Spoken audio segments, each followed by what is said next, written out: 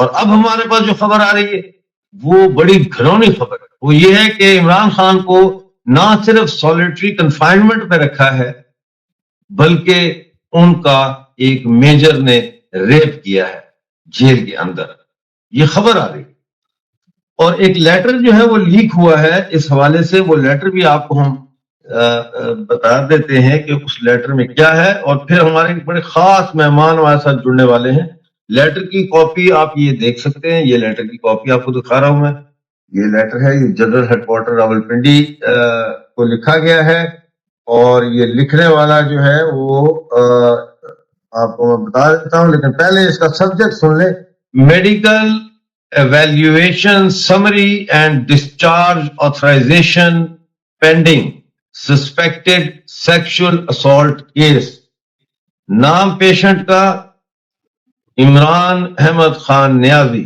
پھر فزیکل اس کا ایگزامینیشن ہوا ہے, اور یہ پاک ایمریٹس ملٹری ہاسپٹل راولپنڈی میں عمران خان کو لایا گیا تھا ایمرجنسی میں ٹریٹمنٹ کے لیے, کیونکہ ان کو بلیڈنگ ہو رہی تھی.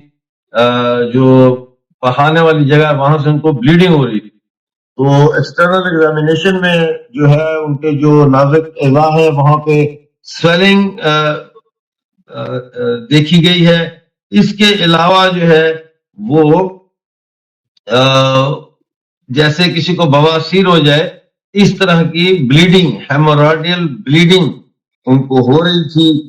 تو اب ان کے جو ٹیسٹ آرڈر کیے ہیں اس میں HIV یعنی ایڈز کا ٹیسٹ ہے, سفلس کا ٹیسٹ ہے جو کہ سیکشلی ٹرانسمیٹڈ ڈیزیز ہوتی ہے, اور گنوریا وغیرہ, اور یہ ان کے لیے یہ ٹیسٹ ہے. اور پھر ہیپاٹائٹس B اور ہیپاٹائٹس C کے بھی ٹیسٹ آرڈر کر دیے گئے ہیں.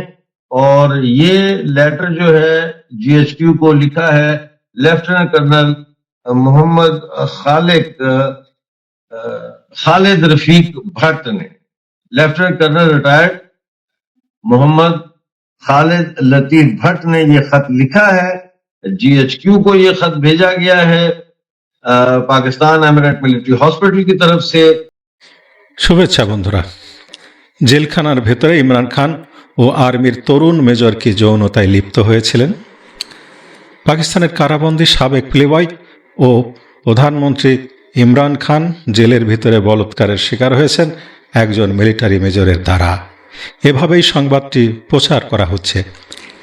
এই ঘটনাকে পাকি প্রেমিক বাঙ্গু কওমিরা ভুয়া বলে উড়িয়ে দিচ্ছেন।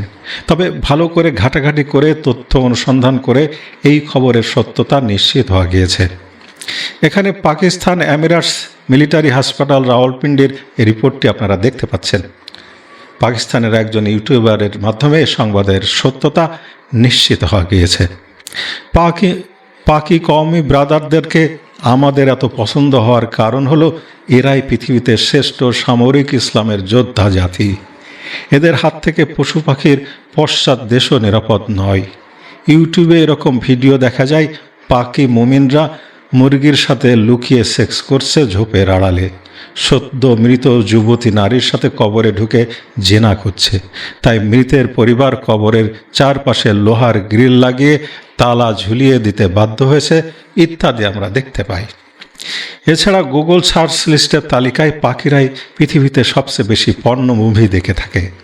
পাখিরাই সবচেয়ে বেশি মিথ্যা কথা বলে, দুর্নীতি করে, খুন, ধর্ষণ, বেটাবাজি বা সমকামিতা করে, আবার বোমাবাজি সবচেয়ে বেশি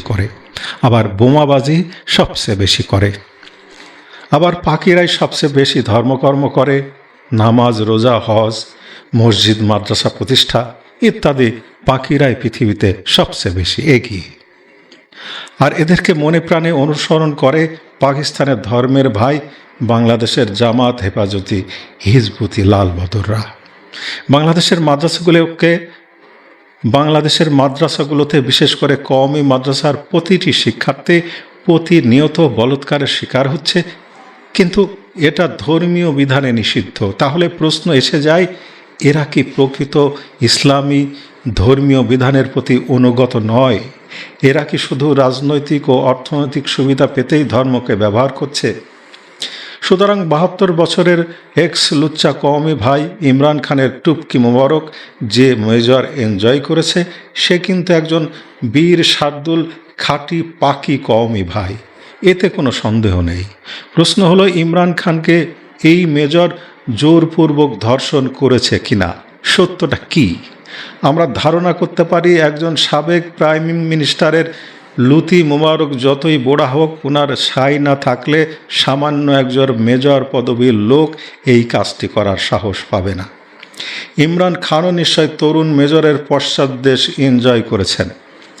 আর ইমরানের সেক্স পার্টনার যেহেতু তরুণ, শারীরিকভাবে সামরিক বাহিনীর উপযুক্ত, তাই তার যৌন ক্ষমতা সামাল দিতে পারেননি ইমরান খান। অতিশয় উন্মাদনা ও বল প্রয়োগের কারণে পায়ুপথ ছিঁড়ে রক্তক্ষরণ হয়েছে। ইমরান খানকে মারাত্মক জখম হয়ে হাসপাতালে যেতে হয়েছে। সেনাবাহিনী ও ধর্মগুরুদের মধ্যে সমকামিতা ও যৌন নিপীড়ন স্বীকৃত না হলেও যুগ যুগ ধরে এর প্রচলন অব্যাহত রয়েছে। এসব হয়েই থাকে ভাই, মেনে নিন। আমাদের দেশে লাখ লাখ মাদ্রাসা শিক্ষার্থীর অভিভাবকরা বিষয়টি তো মেনেই নিয়েছে।